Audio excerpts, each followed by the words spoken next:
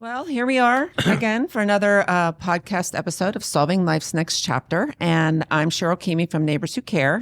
And I'm Lydia Wietzma with Next Home Elite Realty. And we're thrilled today to have these two folks here to tell us a lot more about what they do and learn more about dementia. And we have Dr. Hemant Pandey, correct? That's right. Thank you. And Angela Rush. And tell us a little bit about your backgrounds and what brings you to talk to us today. So I'm a neurologist, board certified, and I started in Arizona when we moved from MD Anderson, Houston.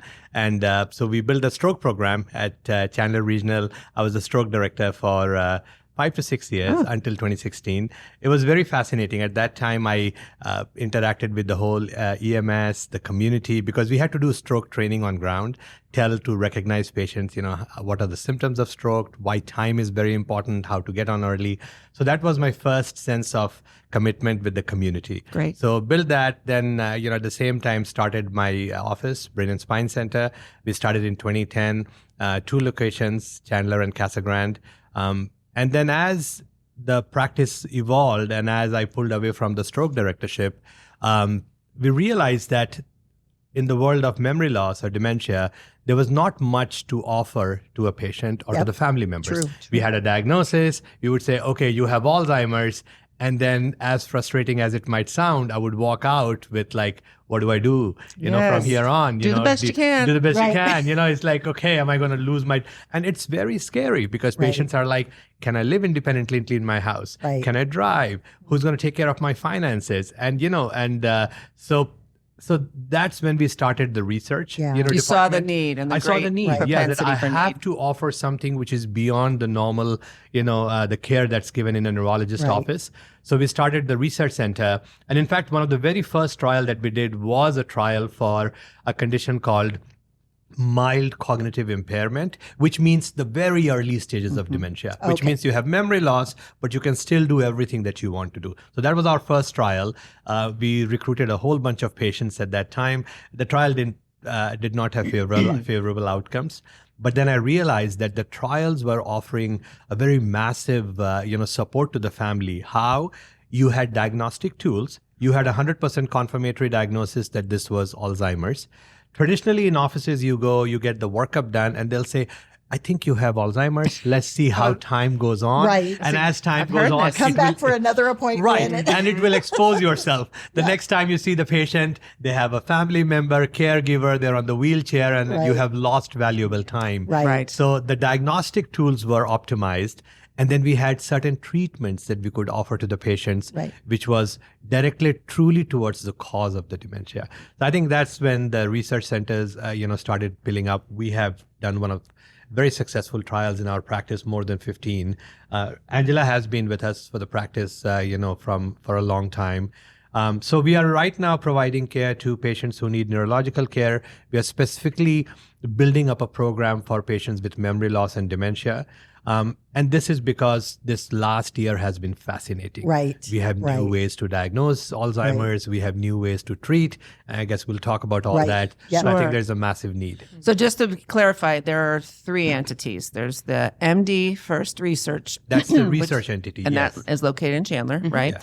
And then your Brain and Spine Center, which is your practice, Which correct? is the primary, I would say that's the grandfather. Okay. Yeah. And then the neurons. So neurons is, I'm a restless guy. I like to do a lot of things. So somewhere as the research became very comfortable and Angela and Julia, they were handling it. They got it. Then I'm like, okay, what else do I do other than raising 3 kids? And so I'm now into, aspects of AI and neurology, and I'm into, so EEG is a diagnostic tool that measures your brain activity. And so now, there is newer you can now read how the person is thinking, behaving based on the EEG activity, and it will have a lot more implications. And that's like a scan then.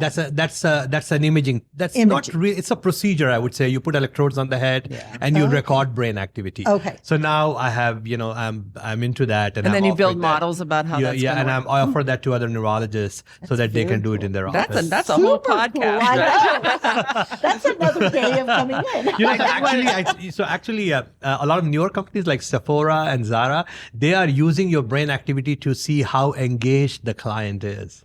Wow. Fascinating. Wow. I didn't know that. I did not know that either. Yeah, The rest of the world is going to know our brains. I know. Before we do. It's good and bad both. So, Angela, you are part of the research side for the practice. Yes. And how long what is your background in? So I'm a nurse practitioner. I specialize in neurology. When I started with Dr. Pandey, I was doing a lot of the dementia patient care.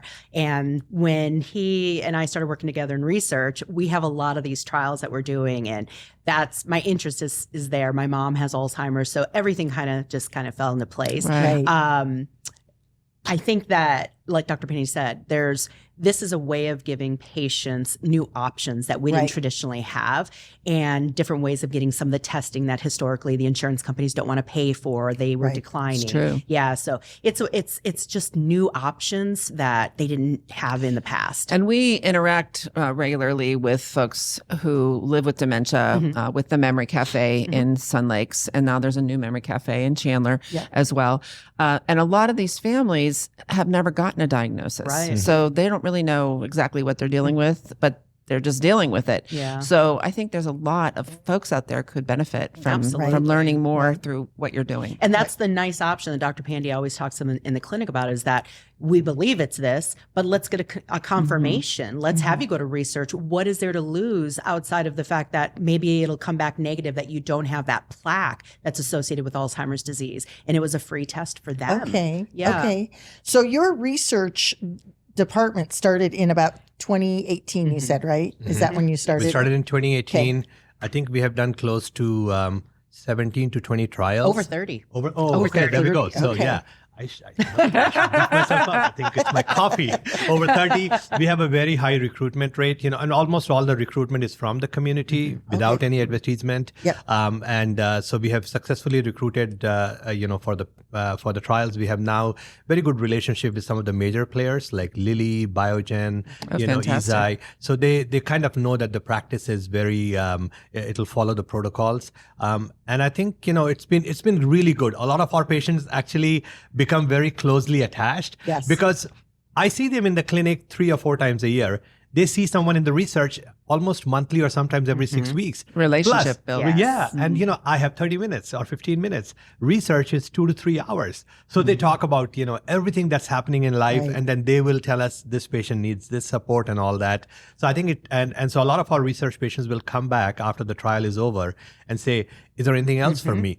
The second good part of the research is everyone is worried about placebo. That, okay, am I getting a placebo or the real drug? But almost all the trials, after a year, have an open enrollment. So you might have, placebo for the first year, but then second year you get the actual drug. Right. Okay. And in fact, many of the Alzheimer's drug, there is no placebo arm.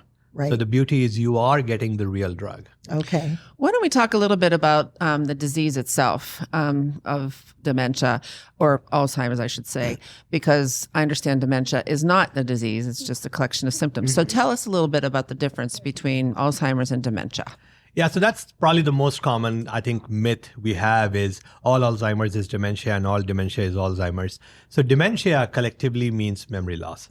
So when you say I have memory loss and I say you have dementia, that's a big bucket word. Right. And then dementia is of different types. And it's based on the characteristics of memory loss that you have. For example, if I get very aggressive and I have hallucinations, then I most likely have Lewy body dementia. On the other hand, I can't remember things. I'm getting lost when I'm driving and I'm having word finding difficulty, then that's probably Alzheimer's dementia. Okay. So Alzheimer is a type of dementia. Okay. So, there are multiple types. You can have dementia from head injury, from concussion.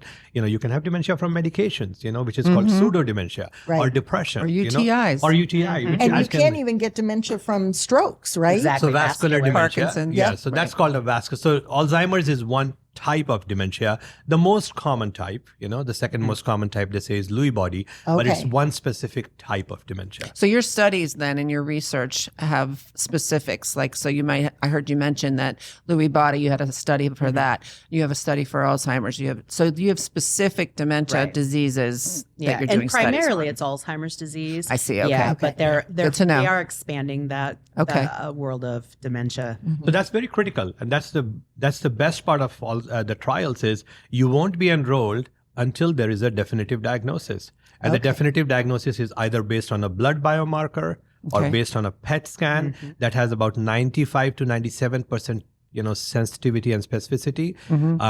And then they also do MRI to make sure you don't have vascular dementia. You don't Because you have can a have more than one. You can have more Right, than one. You have what right. is called mixed dementia. You can have a fluid buildup in the brain and and have water on the brain kind of dementia, right? So I think the trial will not enroll you until you have Alzheimer's. Okay. And that I think is a very crucial point because we could send our patients to research, and if they were included or excluded, they come back with a definitive diagnosis. Right. Right. And I think a definitive diagnosis helps because then you can plan. when you know what you're When you know dealing with. exactly, Yes. you can plan Yes. the next couple That's of half the years, battle. right? Yes. Yeah, and just knowing ahead of time what you're going up against, you know how the family can understand it, and they Well, can. the progression's different with Yeah, all these, totally right? different. Yeah. So, yeah, Exactly. absolutely. Right. So, what treatments are available to help with any of these things? I mean, like we were talking earlier, somebody could be diagnosed in the past and it's just like, well, have at it. Good luck. But Right. now there are some options, right? Right. So in the world of specifically Alzheimer's dementia, the last year or 2 years is fascinating. Used to be you would go to a neurologist's office, they would do a brain MRI, they would say, oh, I see some shrinkage on the brain, maybe this is Alzheimer's. Okay. They would get a brainwave study, they would say, oh, your brain activity is slowing down, maybe this is Alzheimer's. So all of this was maybe, right? Right. You would do a neuropsychological testing and you would say, oh, you are weak in language function, you're weak in, your visual directions, maybe this is Alzheimer's. So that's why you had to wait and watch. Well, now we have 3 different biomarkers. Okay. PET scan has been there in research trials for many years, and now it is becoming generally streamlined in clinical practice. Insurance is still not covering it. It's a costly thing, isn't It's a it? $7,000 study. It's a Wow. $7,000 study, but if you participate in the trials, you get it covered. Okay. That's remarkable. That's the Yes. first part of it. So the PET scan is very diagnostic. Just to give you a little number, we say sensitivity and specificity. What it means is sensitivity means whether it's positive, you have it. Specificity means when it's negative, you don't have it. Okay. So they are about 95 to 97% specific. Wow. Which is as good as it gets. Yeah. The second was spinal tap. You could do a spinal tap and you could look for specific proteins. So as Angela was talking about, the 2 major proteins that we think causes Alzheimer's is amyloid protein. It's a sticky glue that sticks to the neurons and nerves and it doesn't allow them to talk. Okay. And that's why the nerves die. Okay. So that's amyloid. That's outside in the brain. Now, inside in the brain cells, you have something called tau, T-A-U. Okay. And tau causes the cells to get damaged. So both amyloid and tau is what causes Alzheimer's. Now, you can measure these in spinal fluid. The problem with spinal fluid is you have to do a spinal tap, drain them. Now that is covered by insurance. In a lot of young patients who have early disease and rapidly progressive disease, we do spinal tap to look for these 2 biomarkers. When you say young, what would that be like? Anything younger than 65 Okay. or 70, I would say. you know? Okay. So that's the new, well, not the young we talked about. I'm good with that, young. I think, it's a good question. If an 82-year-old came and they really wanted to know if they had Alzheimer's, would I offer a spinal tap? Absolutely. I mean, a spinal tap is a very, benign procedure done routinely in the hospitals, right? So that's also 95 to 97%.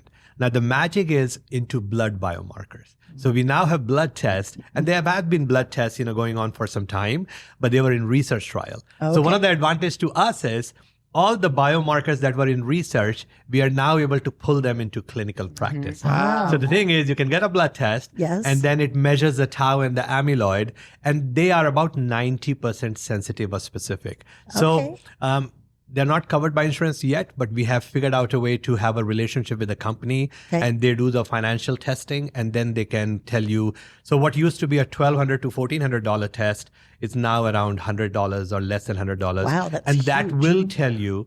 So first you have a diagnosis, and then once you have a diagnosis, then the whole list of treatment gets into. And broadly, if someone came to my clinic 4 years ago, I would say, this is looking like Alzheimer's. Here are the pills. We'll see you back, right? Right. Yeah. Which was very frustrating both for the patients and for the physicians. Right. Now we are like, no, there is lifestyle modification. Right. Deep sleep is important. Exercise is important. Can't have the glucose, I have my patient saying, can I have my ice cream? So glucose, diet, exercise, sunlight, socialization. So lifestyle modification, dietary modification, of course, the medications approved by FDA, and then the new anti-amyloid drugs are, that's where, it's a whole bunch of, I think, excitement. Yeah. Angela, I want to ask you, when you are interacting with the families who are in these research, what are the things that seem to be they're asking you through this process? Like, what are the things they're asking you about? Yeah, there's a lot of emphasis about what can I expect? What happens if, say, for instance, the progression is faster than we expect, or what kind of support are we going to get if we start noticing side effects? Because that's always a big concern, especially with the anti-amyloid, because we know that one of the biggest side effects is bleeding in the brain. It's an expected side effect because, like Dr. Pandey was saying, that amyloid plaque is really sticky. So when it's being removed from the brain, you're going to get a little bit of bleeding. I always tell them, think about like a scab. If you remove a scab, you might get a little pus, you might get bleeding. That's what's happening in your brain. Right. Yeah, cool. Interesting. Yeah. So I'm kind of walking him through and explaining what's going to happen, what to anticipate, what we're going to do. If the drug is becoming, concerning for them. I will tell you, of all the patients we've had in the clinic that have had that side effect, nobody's had any symptoms. There's been no evident symptoms. And most have been able to continue on the study, continue to get the medication.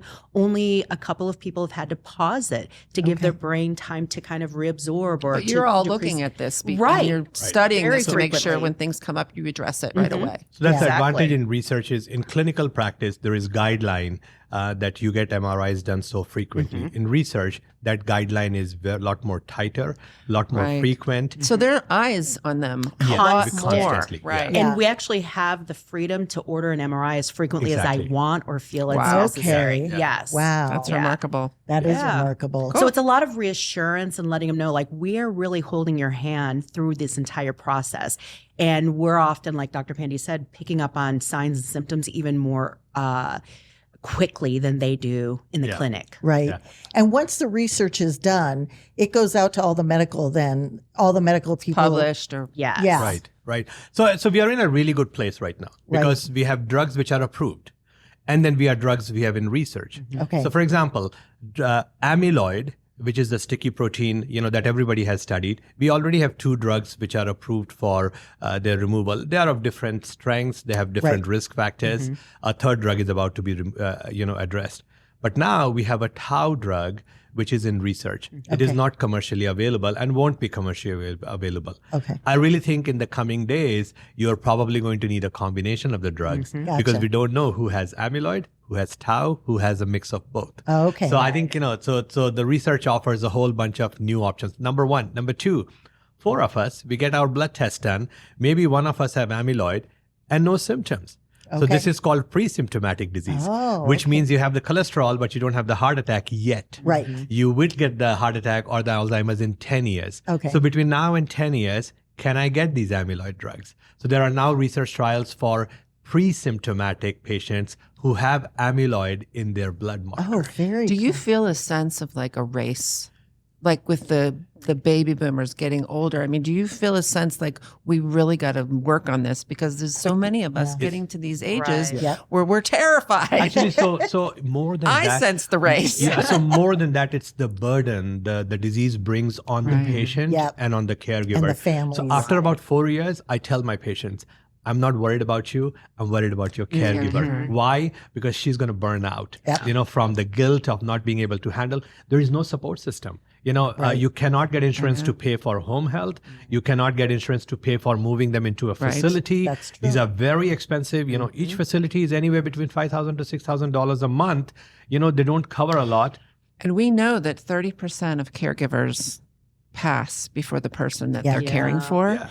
And that is something that our organization spends a lot of time on helping the caregiver, because that's all that person has. Yeah. Right. It's terrifying. Yeah, so it's a huge financial burden. It's a huge, cognitive burden. I have a lot of patients that come back to the practice, and I took care of their dad or their husband or their wives, and I can see them, the health Declining. has just Yes. broken down. The caregiver burnout is massive. Right. Yeah. Well, my goodness, I can't believe how much time we've already spent. I think we're going to have you back here. I'd love to But talk more. I think it's an exciting time. It is. I Yes. definitely want to leave our viewers and listeners with some things that I know they're wondering about, is Right. what can I do to help myself Yes. stay healthier longer and not. So I think, come down with things. we break the care into 3 or 4 different categories.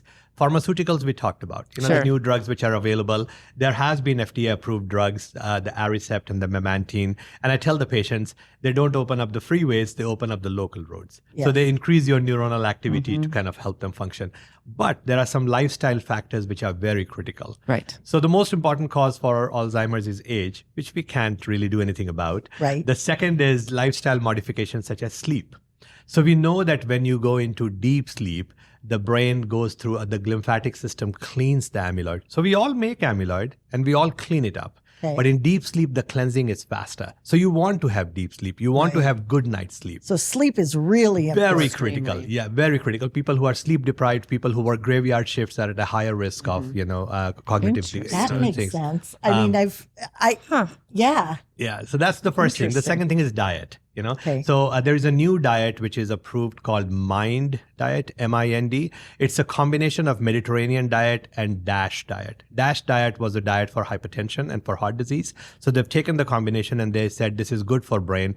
And in summary, what it means is no sugar, which is Right. it's just hard. I'm gonna die young. I have a sugar craving. So I have a sweet tooth too, so I Yeah, exactly. understand. So everybody out there on keto is like going to be completely brain Yeah, healthy. so Right. actually, Yeah. so you're absolutely right. First is no sugar. Second is ketosis. So intermittent fasting is very good because when you create a ketosis, you create a healthy darned. environment. Yep. Fat is good. So the MIND diet is very simple. You can find it on Google. It tells you how much red meat to eat, how much fish to eat, how much sugar to take, and all that. Okay. So diet, sleep, socialization, is very critical. We learned in COVID that Yep. when you don't socialize, you decline rapidly. Fourth most important thing is learning a new skill. So the myth is that we use 10% of our neurons. That's not true. We use probably the whole of the neuron as we are having a conversation. But if I learn a new language, that's when the entire recruitment of the brain is very massive, So learning a new language is one of the most challenging tasks and probably the best thing for your memory. So a lot of patients come to me and say, oh, I do Sudoku, I do puzzles. I'm like, okay, this has now become a habitual memory. You do it all the time. So you will do it even when your dementia hits really hard. Learn something new. Do a pattern Yeah. That you've never done Exactly. before, like gardening, painting by the numbers, how to brew alcohol or beer in your house, Just don't drink it. Yeah, just don't drink it. You're right. Alcohol is out of the list.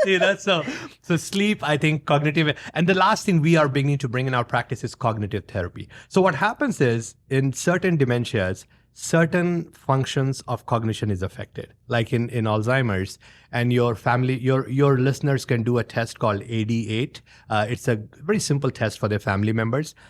Executive tasks, how to do a certain task is affected. Which a three-dimensional navigation is affected. That's why they have driving issues. Word finding, like I want to say something, but I Yes. cannot get it out. Right. Right. That's affected. And then short-term memory is affected. So they'll come back to you and they'll say, I remember everything that happened when I was a kid. I remember everything that happened, even 2 years ago. But new memory, as you and I are talking. Right. So we figure out what domains are weak and we give you specific therapy for that domain. Wow. So cognitive Oh. therapy is actually very, very helpful. And exercise. So actually, Okay. they've moved it from 3 days a week to 5 days a week to 7 days a week. Those things are good, like for everything, Everything. right? Everything. Yeah. Yes. And obviously, the younger you can start these better diets you are. and Yeah, socialization and yeah. exercise, the Exactly, better it is. the better you are. And so 3 new things they brought in last year was depression. So Okay. if you have a depression, treat it. Hearing loss. That's a risk factor I have for heard that Alzheimer's. too. Yes. Yeah. So if you have hearing loss, fix it. And then don't live in a polluted city. Ah, Interesting. Yeah. So the city is Feel bad polluted, for your risk China. I know. terrifying, right? That does kind of make sense, We should though. move towards categorizing. Yeah, right. There you go. Well, we're about out of time, but will you both come back? And You know, yeah, anytime would you love to want. have you Yes, back. yeah. I think we could talk about Absolutely. so I many think aspects. the best way Yes. to do it would be reach out to the patients and say, what do they want to hear? I mean, I know what patients with disease want to hear, Sure. but what do healthy patients want to know Right. about Right. it? And then we can specifically, talk about the truth or the myth about the Right. things. We really want the folks out there who are worried or Yes. my age in their late 50s, Yep. early 60s, and are like, okay, what can I do to impact my future? Because we start to really Right. worry about Right. that now. Well, so. and I think 2 years ago, like maybe a grandparent, they didn't call it dementia. But something was wrong with grandma and they remembered something was wrong with grandma. And now they're kind of like, well, I kind of have those similar I know. situations. So, Exactly. Yeah. I mean, she probably had some form of dementia. And the of more we some talk about all of them, Yeah. all of these matters, I think is just helpful for the Yeah. community. The more we talk about it, Definitely. and don't push it aside. So, Don't push it aside. Yeah, That's true. That's it. So, That's so the the, worst. the myth that it is senile dementia no longer exists. Right. I have some of the 91 years old who are brighter than me. So age and memory loss is not synonymous. You Yeah. know, and see, it hits the professional the hardest because as a professional, we come up with ways to compensate, Right. and so then the detection is delayed. Yes. And then the patient a lot of my patients will tell me, now that I go back, dad was able to change the oil really well and now he can't change the oil. Or, my grandma used to make such good cookies and now she can't because forgets the salt. She forgets Right. right. It's like, so that's one of my screening questions. If you had the Thanksgiving meal at your house and you had all the family members, would you be able to cook for them? And that's like, okay, that's a complicated task. It is. Yes. Definitely is. Yes. So if someone wanted to be part of the trials that you guys offer, how would they come into your office first and get either diagnosed or would you? What's the first step of entry? Yeah. What's So the it's first step? twofold. You can either do it where you see a neurologist, Okay. or you can actually just go right to our website. We have all of our studies listed. They can do pre-screening. They can call us. They can come in. We actually have an open house that we're going to be doing on May 3rd, Friday. Very cool. Yeah, so they can come in and see. We can do a memory test. So Okay. there's a lot of different ways of doing this. So in your open house, what are the hours of your open house? I believe it's 10 to 1 that Okay. day. Yes. It's on our website, MD First Research Arizona, Okay. or Chandler, I'm sorry. And they, like I said, if you want to call, if you want to go on the website, if you want to see Dr. Pandey or one of the providers at the clinic, there are several different ways. Okay. So, and we actually have flyers throughout. We go to a lot of community events. So yeah, anybody who's interested, please talk to us. And we Yes. have all this information that we'll be Yep. pushing out Yeah. with Yep. this podcast. So I think a neurological evaluation not necessarily needed because there's a whole lot that goes through pre-screening. Okay. They'll make sure if an MRI has been done or not. They'll make sure that the basic blood biomarkers like thyroid function, B12 is done. They'll make sure that, and they do diagnostic testing. Okay. So you might have we had a patient who I thought had traumatic dementia because he had a head injury and bleed. Turned out that his biomarkers were positive. Oh. And then he was rapidly declining. And I kept thinking this was all old traumatic encephalopathy, but he ended up having dual pathology. Oh, So they can directly go to research. We have pre-screening questions. Sure, They can sure. do that. So we'll say, hey, you are not a candidate or you are a candidate. Right. And also, just to let the listeners know that there is information in our Neighbors Who Care newsletter, Yes. the Care Connection. We have an ad in there about Thank you. what you do. Yes. So fantastic. Well, No, I'm so glad you guys are spreading the word. This is We are. absolutely needed. As a provider, we are shy. We sometimes become careful about what we say, how it is perceived. And the problem that you have is you get them after they've been diagnosed or some sort of something has happened. Right. We're trying to get the word out Before. Prevention. Prevention is really Exactly. key. Yeah. When with 12,000 people every day in 2024 are turning 65. Right. Every And day. after 65, the numbers are the risk of dementia doubles every 5 years. 1 in 6 after 80, 1 in 3 after 85. Okay, that's Wow. just terrifying. That is But terrifying. help is on the way. Yes, yes. Research, Thank you, hopefully doctor. that will stop. I'm so Yeah. sorry. Once again, thank you, Dr. Pandy, Thank and you thank so you, Angela, much. for Thank joining us you. today. Yeah. And we hope to have you back real soon. Absolutely. Thank you for having us. Absolutely. Yeah. Thanks again. Perfect. Thanks. Yeah.